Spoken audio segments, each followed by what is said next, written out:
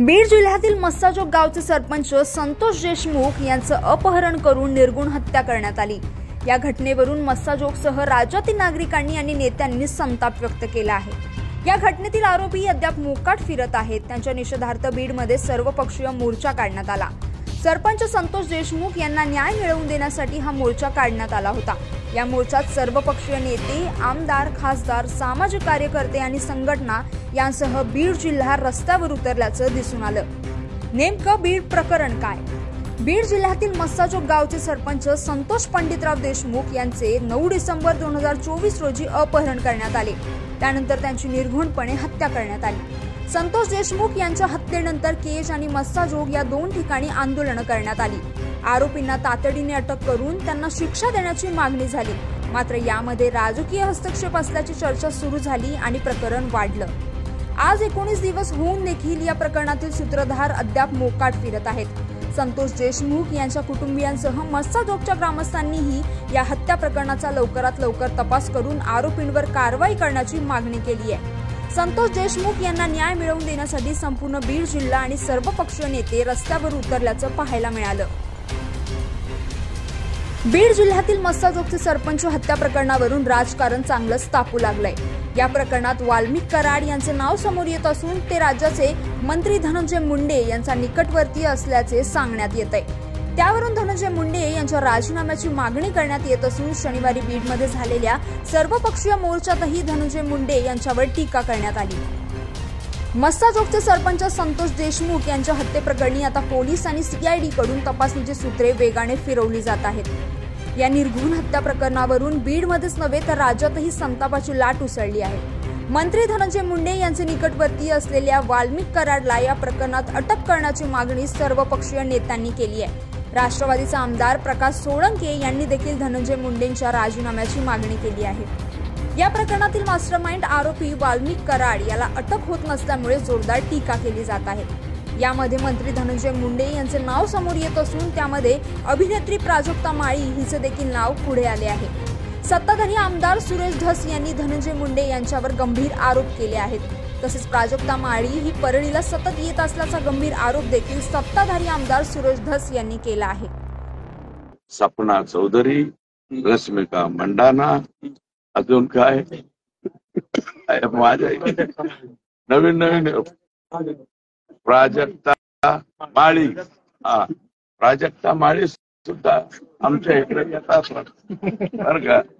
हे सगळं जर काही बघायचं असेल तर, चित्रपट नवीन कुणाला काढायचा असेल तर अशा मोठ्या ज्या विभूती आहेत, विभूती म्हणतो, अशा मोठ्या विभूती त्यांच्या तारखा, त्यांच्या डेट्स कशा कशा पद्धतीने मिळतात, काय होतात।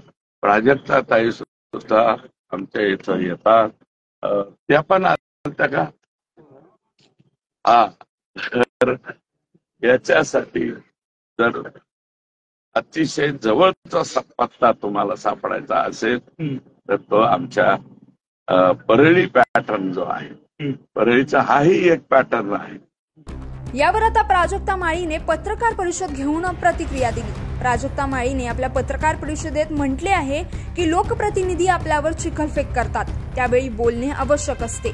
सुरेश धस यांनी केलेल्या वक्तव्यामुळे आज मला बोलणे गरजेचे वाटले। माझ्या चारित्र्यावर स्पष्टीकरण देण्याची गरज नाही।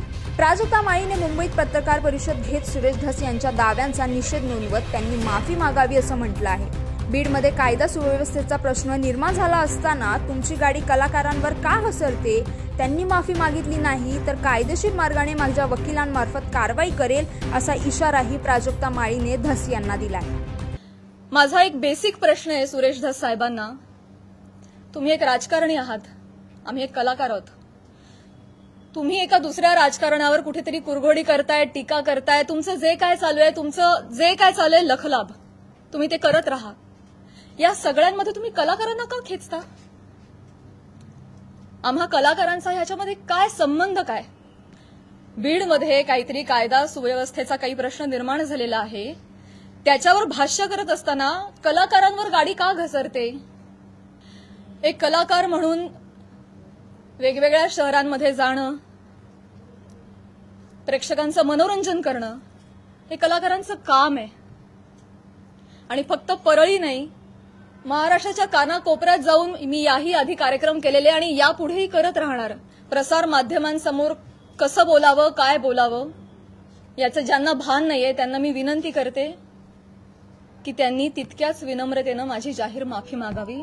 महिला आयोगाकडे दुपारी तक्रार नोंदवलेली आहे. मी त्यांनाही रिक्वेस्ट केलेली आहे की कायद्याच्या चौकटीत राहून तुम्ही याच्यावर योग्य ती कारवाई करावी. मी देखील कायदेशीर कारवाई करत राहीन. तर मी प्राजक्ता माळीची माफी मागणार नाही. माझ्यासाठी हा विषय संपलेला आहे. तसेच निषेध म्हणून मी महाराष्ट्राची हास्य जत्रा बघायचे बंद करतो. या खून प्रकरणावरचे लक्ष प्रसारमाध्यमांनी कोणत्याही हिरो हिरोईनकडे ढकलू नये. मी प्राजक्ता माळी यांच्याबाबत कोणतेही आक्षेपार्ह बोललेलो नाही असे आमदार सुरेश धस यांनी स्पष्ट केले आहे. दूर केला पाहिजे. त्यांचा गैरसमज जे आहे तो त्यांनी दूर करून घ्यावा. त्यांनी रिवाइंड पाहावं आणि राजकारणामध्ये त्यांना खेचण्याचा वगैरे काही संबंध नाही. त्या काय माझ्या दुश्मन नाही. माझी त्यांची नीटनाटकी ओळखही नाही बरं का. आणि मी फक्त त्यांचा महाराष्ट्राची हास्य जत्रा का काय तो कार्यक्रम पाहत असतो तेवढ्यापुरतं. जर त्यांनी माझा निषेध केला असेल तर मी त्यांचा निषेध म्हणून हास्य जत्रा बघायचं बंद करू. माझं मत असं आहे की मी माफी काही मागणार नाही. संतोष देशमुखच्या खुनाचा जो प्रकार झालेला आहे अतिशय निर्घोणपणे अमानवी आणि अतिशय चुकीच्या पद्धतीने खून केलेला आहे. या खून प्रकरणावरून तुम्ही कोणीकडे बी हिरोईनकडे ढकलू नका. तुम्हाला माझी विनंती आहे. माणूस आमचं गेलंय, ज्याचं जळतंय त्याला कळतंय. लेकरं बाळा बघितलं नाही का तुम्ही एवढले आता कशाला हे आणलंय. सोडून द्या. चला. या सर्व प्रकरणात करुणा शर्मा यांनी केलेल्या आरोपांवर देखील प्राजक्ता माळी पहिल्यांदाच बोलली. करुणाताई, तुम्ही एक महिला आहात. महिलांना होणारा त्रास तुम्ही समजू शकता. तसंच करुणा शर्मा यांना नोटीस पाठवली असल्याचं प्राजक्ता माळीने सांगितलंय. तर या सर्व आरोप प्रत्यारोपानंतर प्राजक्ता माळीने महिला आयोगाकडे तक्रार केली असल्याची आणि मुख्यमंत्र्यांशी या संदर्भात चर्चा करणार असल्याची माहिती दिली आहे. तर या प्रकरणाला पुढे कोणतं वळण येतं हे पाहणं महत्त्वाचं ठरणार आहे.